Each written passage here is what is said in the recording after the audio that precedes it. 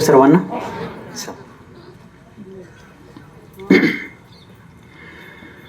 नमो भारती भ्रम मिटे ब्रह्म बनूं मैं बाल। नमो जरा व्यवस्थित साउंड सेटिंग। नमो भारती भ्रम मिटे ब्रह्म बनूं मैं बाल। भार रहित भारत बने भास्वत भारत भाल। बोलिए पंच परमेष्ठी भगवान की, देवाधिदेव आदिनाथ भगवान की, द्वादशांग जिनवानी माता की, चारित्र्य चक्रवर्ती धर्म साम्राज्य नायक 20वीं शताब्दी के प्रथम आचार्य भगवान श्री शांति सागर जी मुनि महाराज की, दीक्षा गुरु शांत मूर्ति वात्सल्य रत्नाकर गुरुवर आचार्य भगवान श्री सन्मति सागर जी मुनि महाराज की, पूज्य आचार्य श्री वर्धमान सागर जी मुनि महाराज की, अहिंसा परमो धर्म की।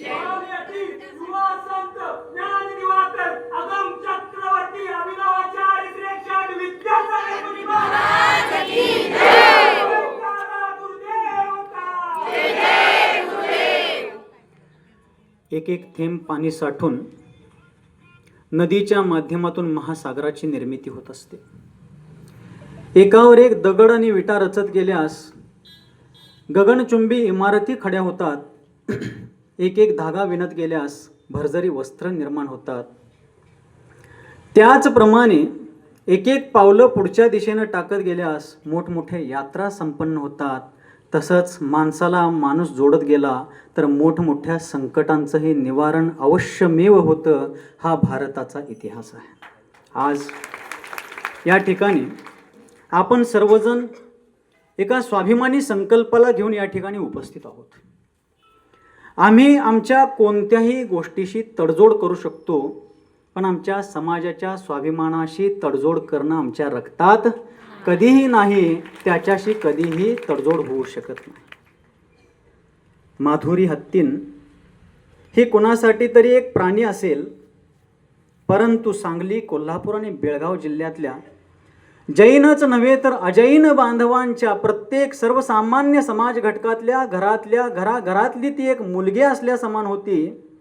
आणि म्हणून आपण पाहिलं की मागच्याच वर्षी 28 जुलै 2025ला जेव्हा तिला या ठिकाणी अन्यायकारक रीतीनं नेण्यात आलं, त्यावेळेला या भागातला कोणी सामान्य माणूसच नव्हे तर जात असताना विशाल काय असणारा तो मूक पशुसुद्धा अश्रू ढाळत गेला। आम्ही त्यावेळेला श्रवणबेळगोळमध्ये होतो, पण तिथं असलो तरी देखील या ठिकाणच्या सगळ्या वृत्तांतांना, या घडामोडींना आम्ही पाहत होतो, जाणत होतो। जनावर पशु बेजुबान होते हैं, बेजान नहीं होते। माणूस आपल्या वेदना संवेदनांना शब्दांच्या द्वारे अभिव्यक्त करू शकतो। जनावरं आपल्या भावनांना व्यक्त करण्यासाठी शब्दांच्या दृष्टीनं खजील जरी असले, मुकी जरी असली, तरी ती जनावरं संवेदना शून्य नसतात। बऱ्याच लोकांनी आपल्या भावना व्यक्त केल्या त्यावेळी, आणि तदनंतरही जनक्षोभ उसळला, परंतु त्याची योग्यरित्या दखल घेण्यात आली नाही। म्हणून आज हा उपक्रम चालवण्यात आलेला। या ठिकाणी हा आज सकाळपासून सायंकाळपर्यंत करण्यात आलेला जो उपक्रम आहे, हा संकल्प आहे, यात कोणाचाही वैयक्तिक व्यक्तिगत स्वार्थ नाही आहे, कोणत्याही क्षेत्रातला स्वार्थ नाही आहे।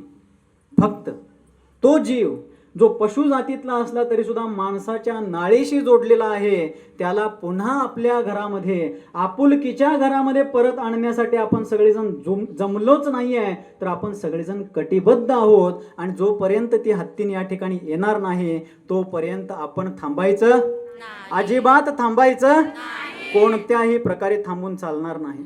कारण एक गोष्ट लक्षात घेऊया की जोपर्यंत आपण पाठीचा कणा ताठ ठेवून चालणार आहोत, तोपर्यंत आपल्या संकल्पाला हलवण्याची ताकद कोणाच्यातही नाही। आपण आपल्या स्वाभिमानाशी कधीही तडजोड करू शकणार नाही आहे। मला सुद्धा या आंदोलनाची माहिती होती, परंतु व्यस्त कार्यक्रमामुळे दिवसभरात येता आलं नाही। पण उशिरा का होईना, देर आहे दुरुस्त आहे, परंतु या ठिकाणी येणं मी माझं कर्तव्य समजतो। कारण हा मी मगाशी सांगितल्याप्रमाणे कोणाच्याही घरचा मुद्दा नाही आहे, आमच्या मानव जातीच्या स्वाभिमानाचा मुद्दा आहे। मी जैन जातीचा म्हणत नाही आहे, मानव जातीचा. कारण जैन धर्म जगाच्या पाठीवरचा एक असा धर्म आहे ज्यानं जैन आणि अजैनचे बॅरिकेड्स कधीच घातले नाहीयेत. आज आमचे पोलीस बांधव या ठिकाणी त्यांच्या कर्तव्याला निभावण्यासाठी जरी इथं उभे असले तरी त्यांना सुद्धा बऱ्याच वेळचा अनुभव असेल की जैन समाजाची अनेक मोठमोठी आंदोलनं झाली, मोठमोठ्या रॅली झाल्या, मोठमोठे धार्मिक सोहळे झाले, पण कुठेही गदारोळीचा धुरळा उठलेला त्यांनी त्यांच्या करिअरमध्ये कधीच पाहिला नसेल. मला विश्वास आहे, कारण हा जैन समाज शांतीप्रिय समाज आहे. पण आम्ही अहिंसक असलो तरी नपुंसक नाही हे आम्ही छाती ठोकपणे सांगू शकतो. आम्ही निश्चितपणे अहिंसक आहोत, पण नपुंसक अजिबात नाही आहे. आमच्या मनगटामध्ये आमच्या सामाजिक, धार्मिक आणि मानवीय मूल्यांची रक्षा करण्याची ताकद होती, आहे, असणार आहे. आणि हा समाज सर्वांना घेऊन चालणारा समाज आहे. परंतु आपण सर्वांनी वेळोवेळी कायद्याच्या, संविधानाच्या चौकटीमध्ये राहून का होईना अन्यायाविरुद्ध आवाज उठवला पाहिजे. कारण आमचे आचार्य महाराज सन्मती सागरजी महाराज नेहमी म्हणायचे की माणसाला न्यायाची चाड असली पाहिजे आणि अन्यायाची चीड असली पाहिजे. ऐका लागलाय ना? माणसाला न्यायाची चाड असली पाहिजे आणि अन्यायाची चीड असली पाहिजे. कारण एका विचारवंतांनी एका ठिकाणी सांगितलेलं आहे की दुर्जनांच्या सक्रियतेमुळे नव्हे तर सज्जनांच्या निष्क्रियतेमुळे समाजामध्ये स्तोम माजत असतो. आपण निष्क्रिय राहायचं नाही आहे. आणि आता हस्ताक्षर करायची वेळ नाही आहे, हस्तक्षेप करायची वेळ आलेली आहे. तरी सर्वांनी ताठ पाठीच्या कण्याला ठेवून उभा राहायचं आहे आणि या कार्यामध्ये आपला पाठिंबा प्रत्यक्ष परोक्ष रूपानं दर्शवायचा आहे. मला यायला उशीर झाला त्याबद्दल मी दिलगिरी व्यक्त करण्यासोबतच एक गोष्ट आवर्जूनपणे सांगतो की ज्या ज्या व्यक्तीला सामाजिक स्वाभिमानाची चाड आहे तो आज सकाळी नसला तर संध्याकाळ का होईना दिवसातून कोणत्याही क्षणी उपस्थित राहिला. कारण आपल्या समाजाच्या स्वाभिमानाच्या अस्तित्वाबद्दल त्या माणसाच्या अंतःकरणामध्ये कुठंतरी एक प्रकारची ठिणगी आहे.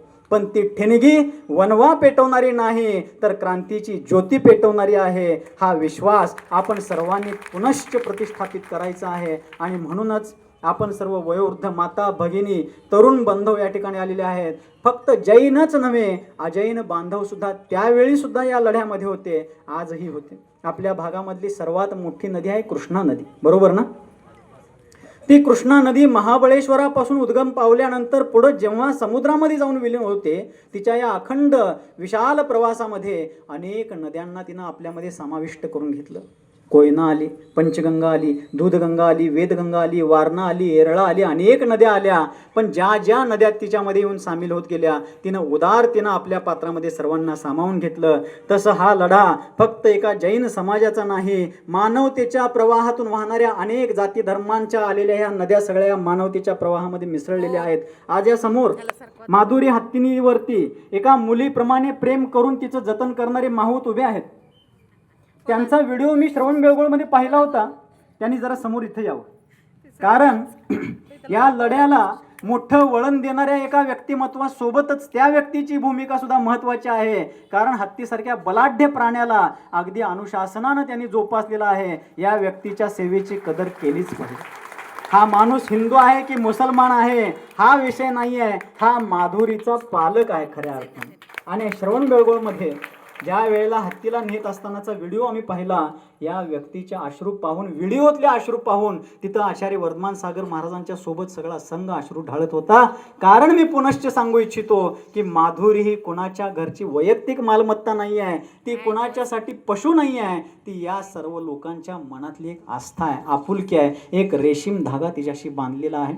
म्हणून आपण सर्वजणांनीच या लढ्याला, या चळवळीला शेवटपर्यंत साथ देऊया. लवकरात लवकर ती परत यावी. येत्या 13 सप्टेंबर रोजी चारित्र्य चक्रवर्ती महामहिम आचार्य देवांची पुण्यतिथी आहे. ती याच नगरीमध्ये संपन्न होणार आहे. त्यावेळेला सोंड वर उचलून सलामी देण्यासाठी माधुरी या ठिकाणी असली पाहिजे. याच्यासाठी आपण सर्वांनी शेवटपर्यंत प्रयत्न करायचा आहे. बोलण्यासारखं भरपूर असलं तरी सुद्धा आता बोलण्यासारखं नाही, करण्यासारखं आपण करायचं आहे. वेळ भरपूर झालेली आहे. आम्हालाही पुन्हा गंतव्यस्थानी प्रस्थान करायचं आहे. हा लढा यशस्वी व्हावा अशी आधी प्रभूंच्या चरणी प्रार्थना करतो, देवशास्त्र गुरूंच्या चरणी विनंती करतो आणि इथंच वाणीला 2 शब्दांना विराम देतो. बोलिये गुरुवर आचार्य भगवान श्री सन्मती सागरजी मुनी महाराज की, मानवीय स्वाभिमान की.